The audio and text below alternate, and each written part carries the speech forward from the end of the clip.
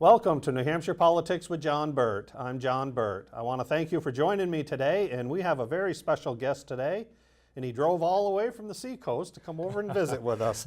It's Dan Innis, and he's running for U.S. Congress in District 1, right? New Hampshire 1? Yes, thanks for having me. Great to be here. I really appreciate you coming on. I've heard a lot of good about you. And Yes. That means I have to live up to that expectation. Well, you do. All right. We'll get it done. Yeah. Well, I was wondering if you want to tell people right off the bat, how do they get a hold of you? Well, you can reach me via the website for the campaign, Yep. innisforcongress.com, INNIS4congress.com. All right. And you can send an email to dan@innisforcongress.com and welcome any questions, input, thoughts on the race, on the issues, things that I should be thinking about. Yeah. It's always good to get that information from voters. It is, yeah. No, I always enjoy receiving stuff from, the constituents. Now, to start right off, there's a part of it, there's kind of a two-question here. I'd like to know a little bit about you, and I'm sure the viewers would, and then why would you want to run as a U.S. Congress, because that's a tough job. Well, I'll answer the second part of the question first. Okay. And I think, there are a number of reasons to do something like this, to run for Congress, and it's a big job to run. It is. And it's a big job once you win. But like a lot of people, I've looked down to Washington for the last decade, really, and we all know Washington is broken. I mean, it's just broken. It's not getting the job done. The people we have down there aren't getting the job done, and frankly, I'm fed up. And I looked at it and said, well, I can keep complaining and try to vote in the right people, or I can jump in and try to make a difference myself. And I'm at a point in my life and career and believe that I have the right mix of experience to give this a shot and to really try to help to turn things around. And I believe that I can. And when you look at my background, I have 6.5 years as Dean of Business at the University of New Hampshire. It was a big job, a $30 million budget, always brought a surplus back to the campus, built a new building, $50 million building with no new taxpayer support, the first and only academic building ever put up at UNH without taxpayer money.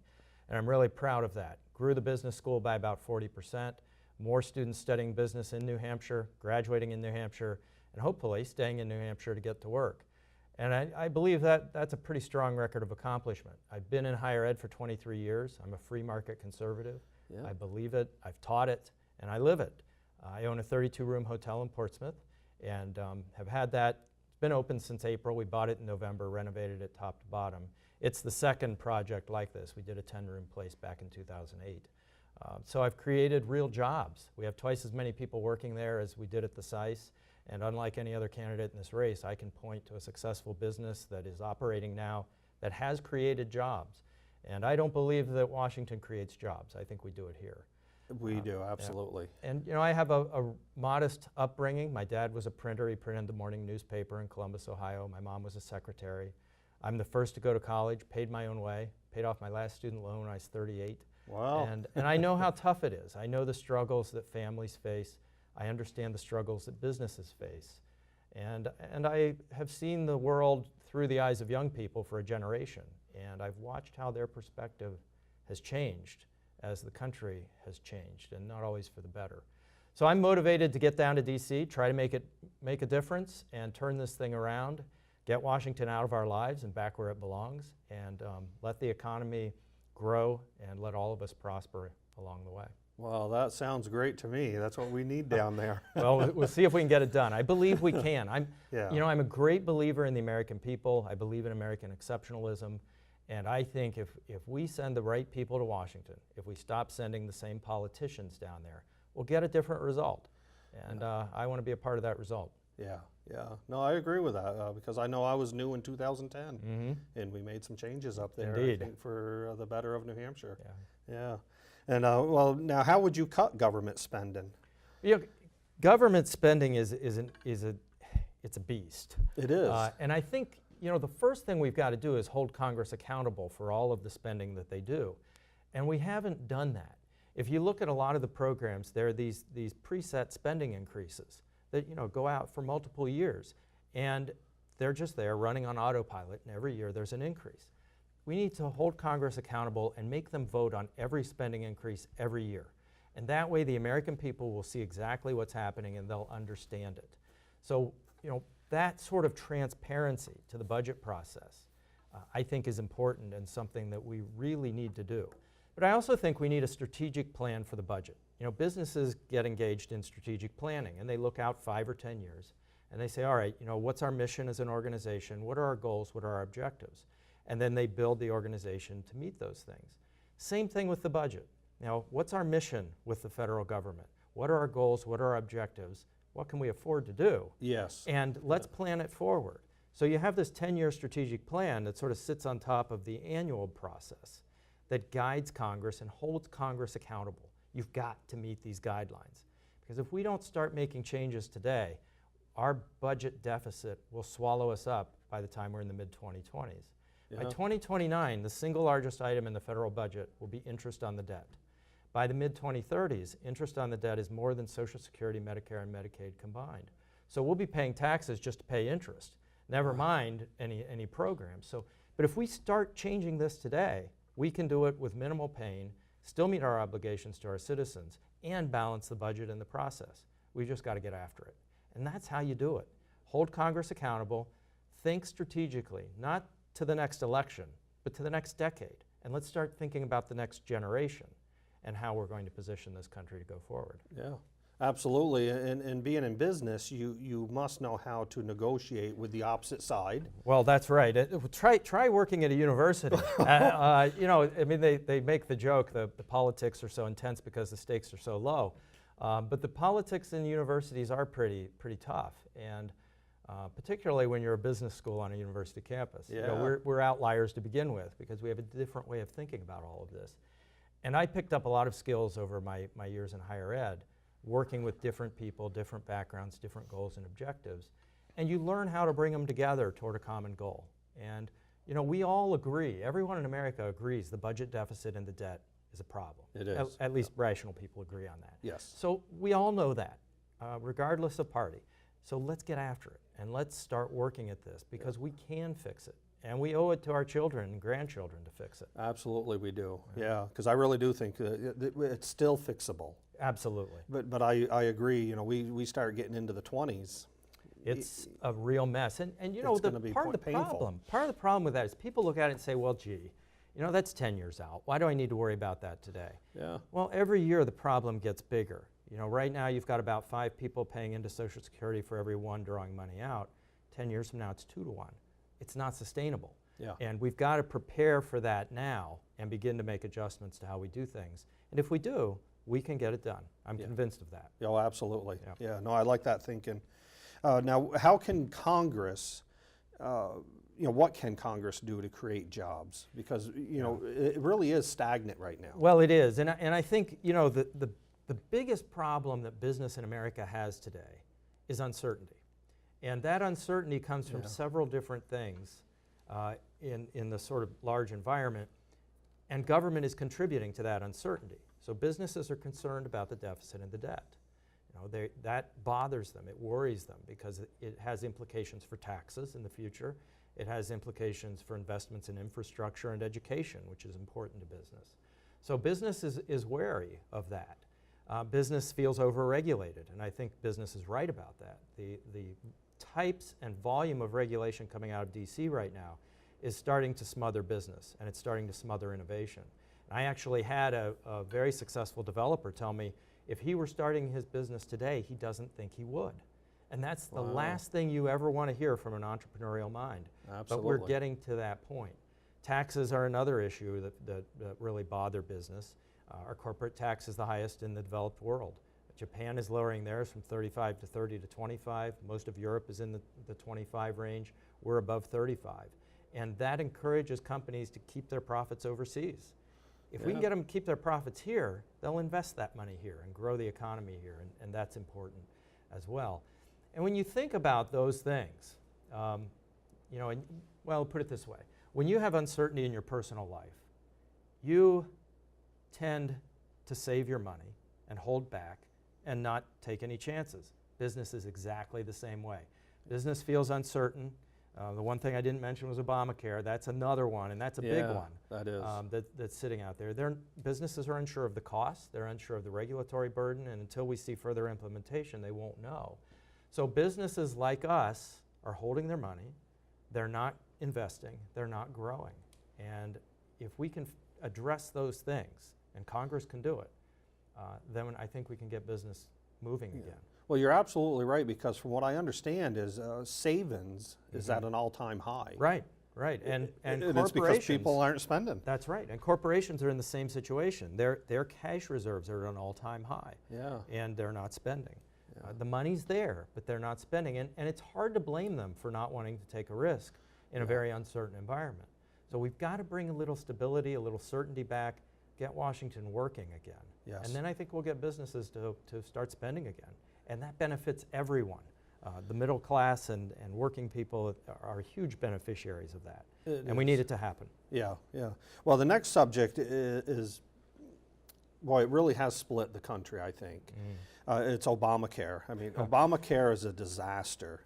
You know, how should Congress reform the health care? Because, you know, with Obamacare, I mean, it isn't working. No. Not in my eyes. Right. But we have to do something. We do. So you know, the approach that Congress has taken to a point, at least the House, is to vote to repeal it. And I don't know how many votes there have been to repeal it. And of course, the House votes to repeal it, and the Senate never takes it up. And there we are. We're not going to repeal this thing as long as President Obama is in office. I mean, that's a certainty. He will veto any effort to repeal it. So unless the Republicans get a supermajority in both the House and the Senate, not happening. Yeah. So what do we do? Well, you know, what I've heard in campaigning is there are elements of this thing, believe it or not, that a lot of people like. They like the pre-existing condition part of the law. They like the fact that their children can stay on their policies till age 26. And I think a lot of Americans believe that the uninsured should have access to insurance. That's fine. I understand that. And you think back when we first started talking about Obamacare, it was sold to us as something that would cover the uninsured.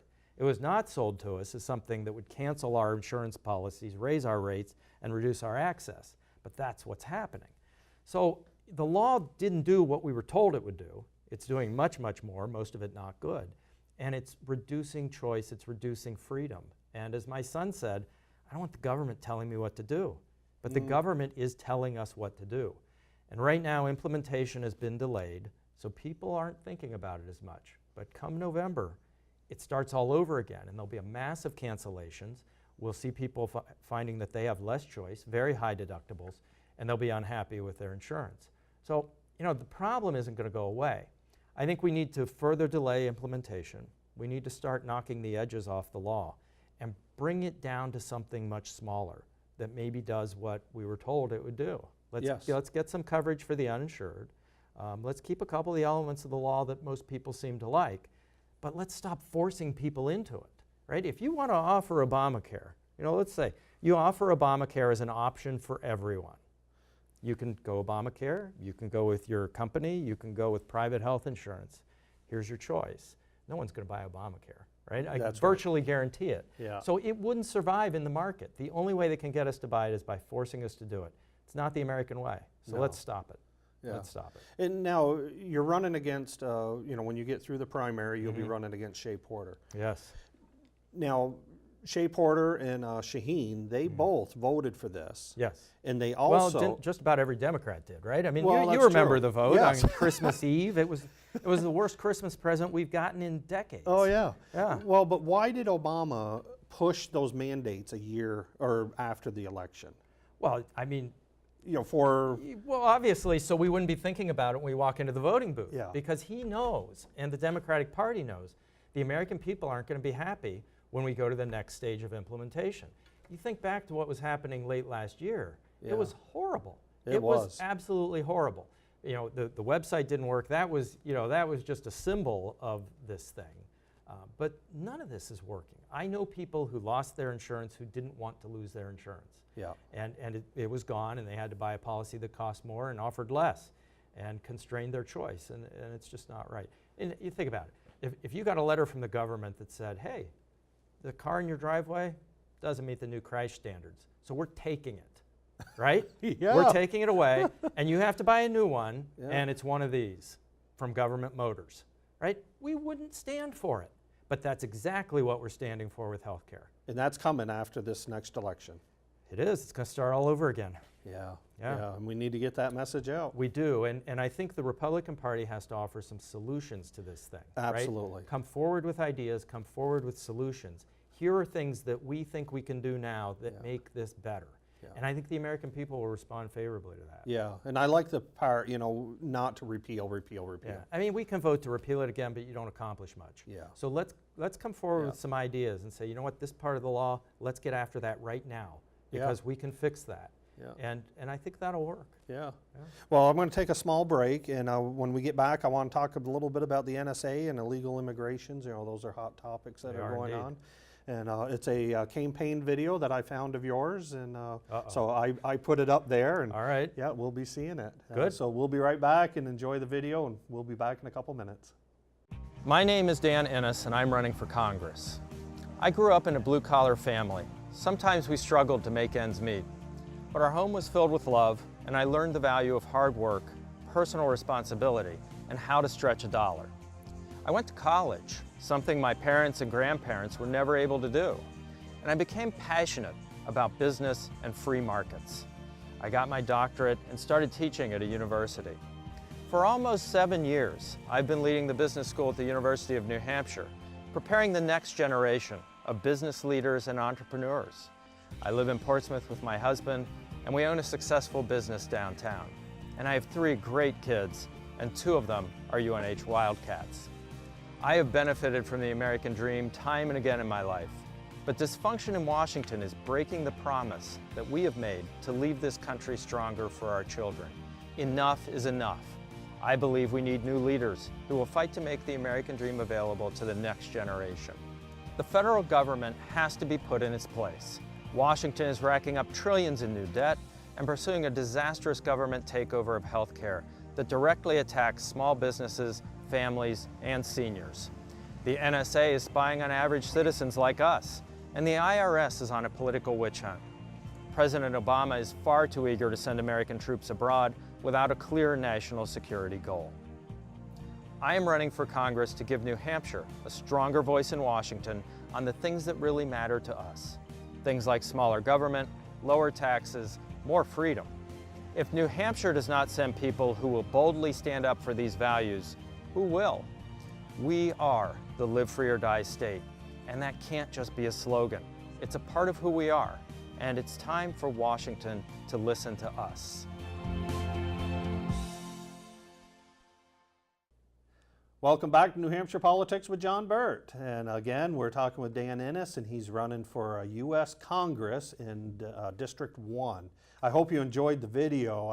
I did really enjoy that video. Oh, good, You know, thanks. especially with the kids in there. I like Yeah. seeing the kids. And They're wonderful, and the oldest one just graduated from UNH with his MBA. wow. And the second oldest is at UNH studying environmental biology. Yeah.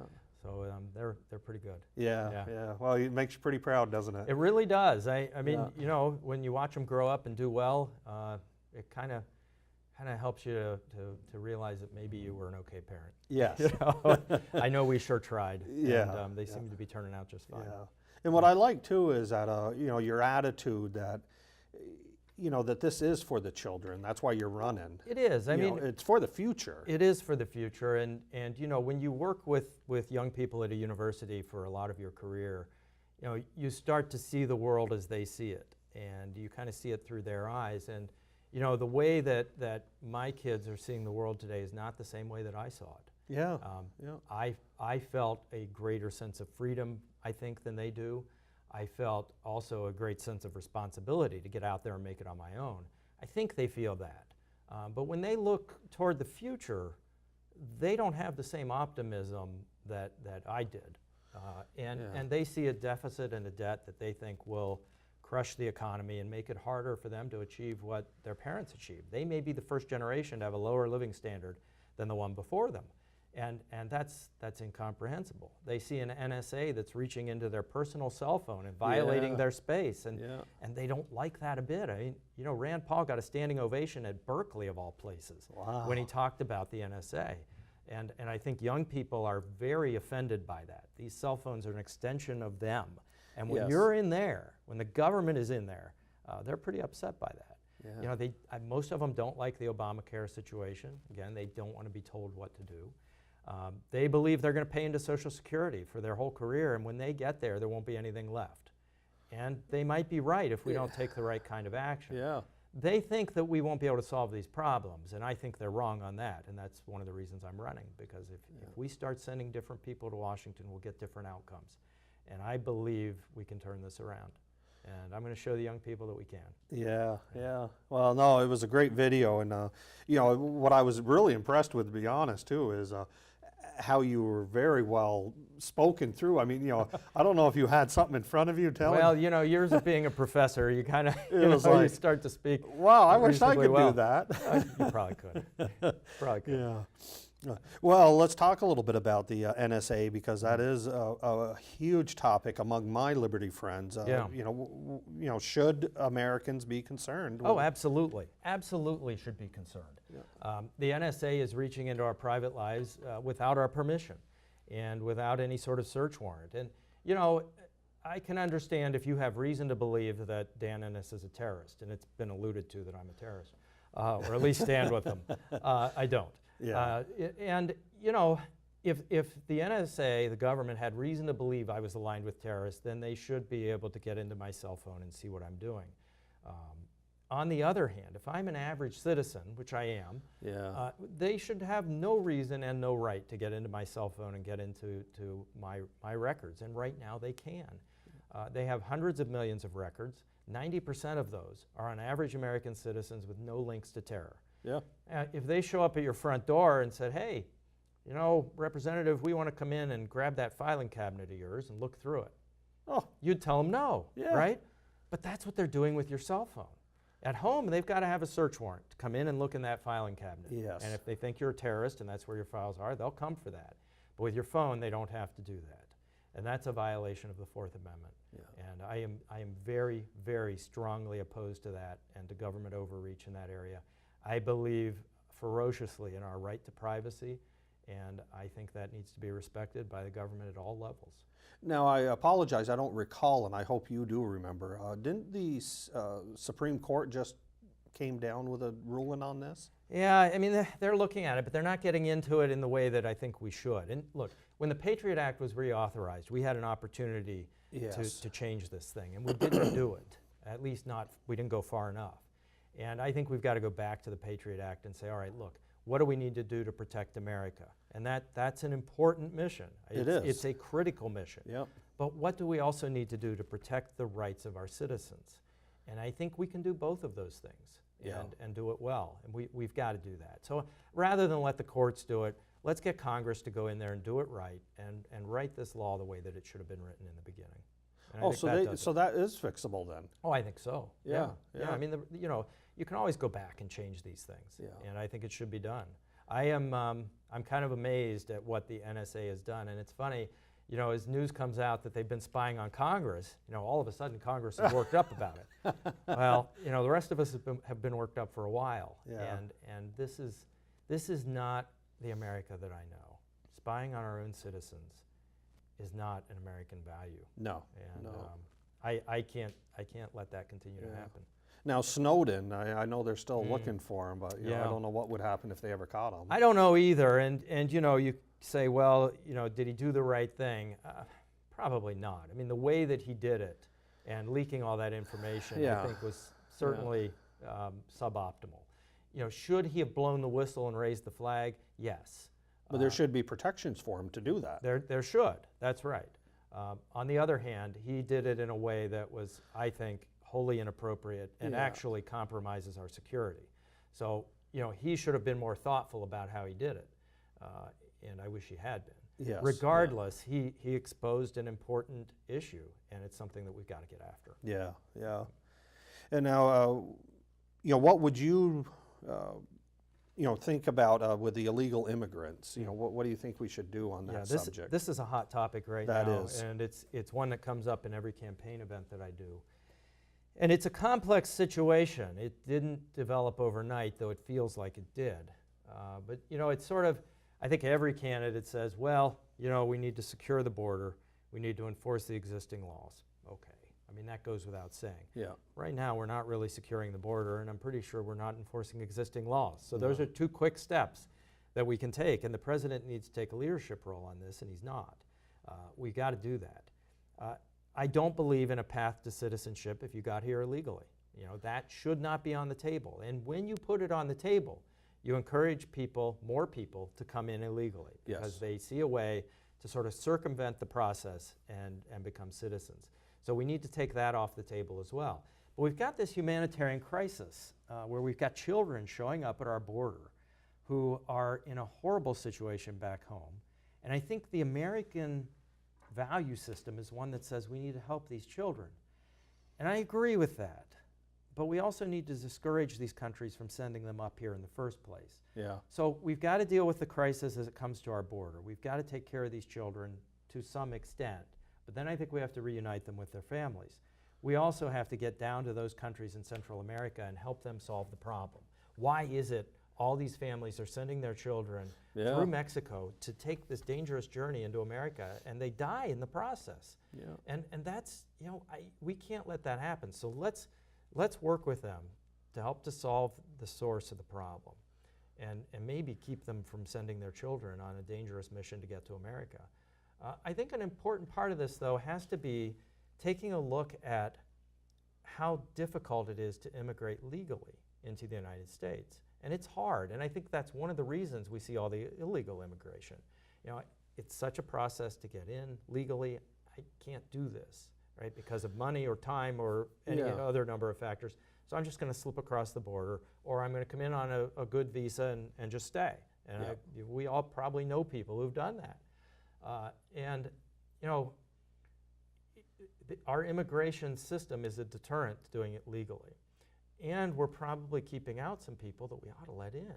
I saw it at the universities. International students come to America to study. We have great universities, and we encourage them to come because it adds a diversity and a texture to study that's really important. But when they graduate, say with an undergraduate in business from UNH, they can't stay. They can't stay in America. They can't immigrate to America. Now, here's someone who's successful, has done well, and wants to be here, and is educated and will succeed, and we won't let them come in. There's something wrong there. So I want to see us take a look at all of this and say, you know, let's secure the border, absolutely. Let's enforce our existing laws. No path to citizenship. Let's look at the immigration laws, though, and figure out how to do this better. We want to encourage legal immigration, and I think most Americans agree with that. We want legal immigration. We got to shut off the illegal immigration. And that will probably mean deporting people at some point. You got to do it. Got to enforce the laws. Yes. But you know, it's tough. When you see all these children showing up, I mean, your heart goes out to them. I mean, what do you do with the children? It's tough. But you don't open the borders to them. That doesn't solve the problem. That's right. Yeah. We've got to solve the problem. No, I agree. We got to take care of them to a point, but then you know, if there's a way we can reunite them, we got to. Yeah, I agree. But a good point that you did bring up is about our, the students that come here from overseas. You know, we're a huge shortage, I understand, for engineers. Absolutely, and they come to America from India, from China, from all over the world. And they're smart. They're brilliant people. Oh, they are. And when they're done, we wave goodbye, and it's too difficult for them to come back. I mean, come on. Yeah. We can do better than that. And I believe that we will. Yeah, good. No, we need to fix that problem. Now, why should government invest into infrastructure? There are really three things that are critical to business growth and to growing an economy and to growing jobs. One of those is education. And people might think, well, he's talking about the university. Not really. I'm talking about K-12, technical training, community colleges, and universities. It's a multifaceted thing. And business needs a good, trained, knowledgeable workforce. But they need different types of workers, right? I mean, not everybody goes to a university, and it's not right for everybody. Community colleges are terrific. They train people to get to work. The same with technical training. We need a breadth of people with a breadth of skills, and that's appealing to business. So education is a key.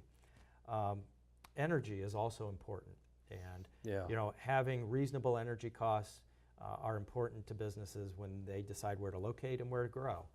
But then the final one is infrastructure, and infrastructure is critically important to business. We've got to be able to move people and products.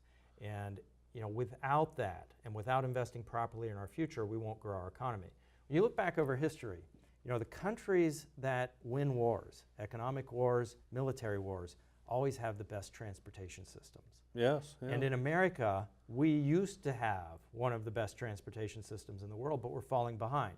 We're investing less each year as a proportion of our GDP, and it's starting to show. Yeah. I mean, bridges are falling apart, the roads are crumbling. We're not expanding really any of our transportation network to meet the future demands. We've got to get serious about that, and we've got to take a look at it. And I would like to see us move to a transportation trust fund. You've heard about the highway trust fund discussions lately, and Yeah. I think Congress did us all a disservice in the way that they filled that hole with pension smoothing. We need to develop a transportation trust fund that's sort of blind to mode, but solves the transportation problem. And that will help business to grow. Imagine our country without the interstate highway system. Oh. I mean, you can't, right? No. You can't even get your head around it. And the economic growth that we enjoyed in the 70s, 80s, and 90s wouldn't exist without that infrastructure investment. Now, do we need to go that big again? Yeah. Maybe not. But we've got to continue to invest, not just repair, but expand thoughtfully and do this strategically. We haven't always done it strategically. We have a tendency to throw money at projects rather than think about the whole thing as a system. And we've got to do that. Yeah, yeah, because when they brought the highway system in, it was a the system. Yeah, and it works. Yep. Yeah, it was a great project. And Yeah. one of the smartest things in transportation I think this nation has done since the Transcontinental Railroad. Yeah, Yeah. yeah. Well, I know you talked about the the community colleges and the technical colleges. I mean, again, I heard plumbers and electricians were a huge shortage. Yeah, I mean, all sorts of things like that. And they're good paying. They are, and when you visit companies around the region, the biggest complaint you hear is I can't find the right people, right? Yeah. And New Hampshire unemployment is a little higher than we'd like, but it's relatively low. There are people available. They just don't necessarily come with the right skill set. Yeah. So we've got to be sure that we're working with business. I think education and business need to work together to figure out what the needs are and how to structure this stuff. Yeah. And we can do that. And it almost seems like too, Dan, that companies aren't training like they used to. No, they're not. In the 70s, when apprenticeship programs and training programs. I was in a couple of them. Yeah, there was a lot more of that, and I think they're looking to the community colleges and the tech training to help with that. Yeah. But companies have really gotten leaner, and I think Yes. that's been a necessity because of global competition, and that's part of what's driving that. But you're right. But at the same time, companies do invest a lot of money in training and getting people up to speed. And my son's in training with his new company after his MBA, and I think it's 6 months of training. So Wow, it's a lot of time. It is, yeah. Yeah.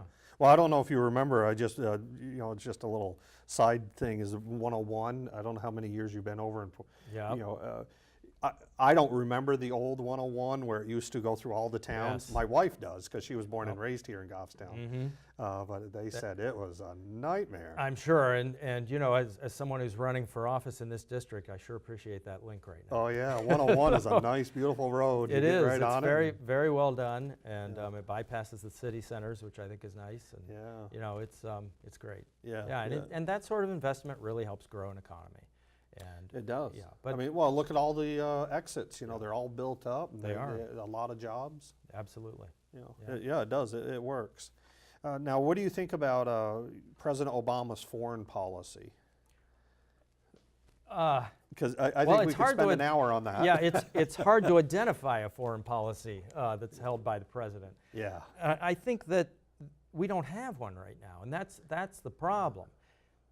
We need a foreign policy that's based on our values, based on American values and American goals. And those values need to be applied consistently to developments around the world, and we're not doing that right now. And we must do that. Yeah. We're lurching from crisis to crisis, and we apply a different set of values and rules to each one. That's not the way to do it. If you have a foreign policy based on your values as a nation, your enemies and your allies know what you're going to do in just about any situation. And when you look back at some of the great presidents and their foreign policies, a lot of people complain about George W. Bush's foreign policy, fine, but you knew his foreign policy. You knew Yeah. exactly what he would do. Yep. Ronald Reagan, you knew exactly what would happen if you took a particular step, whether you're an ally or an enemy. And the great presidents had that kind of foreign policy. We don't have any foreign policy right now. We saw it displayed vividly in Syria. Yeah. We're starting to see it displayed with the crisis in Israel and also in Iraq. We don't really know what to do because we don't have a guiding core set of values to our foreign policy. We've got to have that. Yeah. And I would hope the president could figure that out, 6 years in, or at least get some people who will advise him on that. Well, the Ukraine is another one. Or shooting the airplane down. And I think the Ukraine was a direct outgrowth of our failure in Syria, right? Putin was energized by Syria because he made us look bad, and he beat the president in Syria. So, all right, I won that one, and we saw what the president did there. That's good. Meddle around in the Ukraine a little bit. What are they going to do? Yeah. And he's been right. What have we done? Some sanctions. We're really mad. Don't do this anymore. But what else have we done? Not much. Yeah. And Europe's kind of caught in a little bit of a vice because they're energy dependent, right? They need natural gas from Russia. So they're afraid to speak up too much. Well, we're burning off natural gas in North Dakota, in the Bakken. And why are we burning it off? Let's get it to Europe and help reduce their dependency on Russia. Yeah. That to me makes infinite sense, but we're not doing it because that's not something we export. Well, let's export it. Yes. Right? Yeah. I mean, these are the decisions that you've got to make to help to keep the world stable, to protect American interests and those of our allies. And we're not making those decisions. Yeah, yeah. And like I said, shooting the airplane down, I don't know how we're going to resolve that. Well, I don't know that we will. We know what happened. We know where the weapon came from. Yeah. We haven't done anything. Yeah. Yeah. It's probably just going to go under the... Yes. Yeah. I hope not, but I'm afraid it might. Yeah, yeah. Now, how will you help to end congressional dysfunction, and why is that important? Because they are very dysfunctional down there. Well, I'm glad we went with an easy question. Yeah. You begin to reduce dysfunction when you start providing solutions. And I think the Republican Party has some great ideas and some great answers to our problems. And we need to start bringing those forward more aggressively. We need to look at each problem and say, hey, we have an idea, and here it is. Yeah. Can we talk about this and figure out where we can agree to move things forward? And I think that's got to happen in Washington. When I'm out on the campaign trail, everyone is very upset about the dysfunction in Washington. Yeah. Not everybody knows how to fix it, but they all know that it exists. And we all have our values, we all have our beliefs, Republican, Democrat, undeclared independent, libertarians, and so on. But as I mentioned earlier in this broadcast, there are certain issues on which we agree, and we know that. So let's do this. Let's start talking again, and let's start pulling this together. Reagan and Tip O'Neill did it. Gingrich and Clinton did it. These are people diametrically opposed ideologically, and they were able to come together and do things. Bush and Kennedy, I don't like what they did, but they did it. And I think that shows that we can do this, but it hasn't happened much lately. I want to go down there as a voice of reason, someone who offers solutions, someone who will listen to all sides, and try to help us to see the common ground so we can move the country forward. And it's about moving us all forward. And I know we can do this. But in order to do that, you're going to have to get President Obama off the golf course, which costs us... Actually, he might be better on the golf course, right? Because he's not doing anything that's there. True, but unfortunately, we do need him in there. Yeah, we do. We do. But, I think there's a little bit of a leadership vacuum in the White House. Yeah. So I think that vacuum needs to be filled by the Congress. And if Congress can take the lead and start pushing some things forward, I think we can engage the president on this. I don't see any other way, because he is not going to lead. And he's made those statements, right? He said, look, I'm going to do this on my own. Oh, come on. That's not leadership. Yeah. That's a dictatorship where I come from. But I think Congress can help here, and Congress can help to advance the ball. So, okay, I see what you're saying. So you're going to put good choices Yes. into the White House. Yes, and let's force the president to come to the table, Yeah, right? Because yeah. the American people will see that we've put forward some good ideas that solve problems, and the president won't deal with it. Well, I think he will if we do the right things on our side. Well, especially with his favorable, rating is. Yes, he needs a little help, doesn't he? I'm Yeah. not interested in what his rating is, but I Yeah. am interested in solving problems, Yeah. and I think we got to do that. So that would work out. Yeah. It might. It might. Yeah. It's worth a shot. Well, that's Yeah. it. Yeah. Well, it's better than what we're doing now. We got to do something. Yeah. Yeah. And now, this is another one that a lot of people don't like bringing up, but bottom line, you are in a primary. Yeah. How about And, that? Yeah, September 9th. Yeah. Make sure everybody gets out and votes. Please get out and vote. Yeah. Now, why are you a better choice for the Republican nomination than your opponent, Frank Ginta? You know, I think Frank's a fine fellow, and you know, he has a career in politics. And when you hear him describe his background and his experience, it is political. He's had numerous political offices. He's made it clear that he aspires to other political offices. He's talked about running for governor. He's talked about running for Senate. And I appreciate those aspirations. But I think it's that type of background that is causing the problem we have in Washington. It's career politicians who only think politically. And I don't believe that's good for us at this point. If we're going to change the direction in Washington, if we're going to end the dysfunction that we just talked about in Congress, and if we're going to actually move solutions forward, we need people with a different background and different ideas and a different approach to problem solving. I've not been in politics before. I hope on November 5th I'm a politician officially. Yeah. And I will go down there with a different view of the world, one based on experience as an educator, experience as a business owner, experience as someone who grew up in a very humble background, whose father started a business back in the Carter years with a 21% interest rate loan. Wow. But that's a very different perspective. And when I look at Mr. Ginta and his background, I mean, he talks about a business that he started. I think it was the Independent Business Council. Really, it's a lobbying group, so it's more politics. And I'm not that person. I am someone who's coming at this with a very different record. And I think, as a result, very different approach to this. And it's what we need in Washington. If we're going to fix what's broken, we got to stop doing the same thing. And I look at this race, we've got Carol Shea Porter and Frank Ginta. Each of them has held this seat, and we've voted each of them out of office once. Yeah. So we've said, you're not quite what we're after. So I think I represent that alternative choice that I hope is what we're after. Yeah.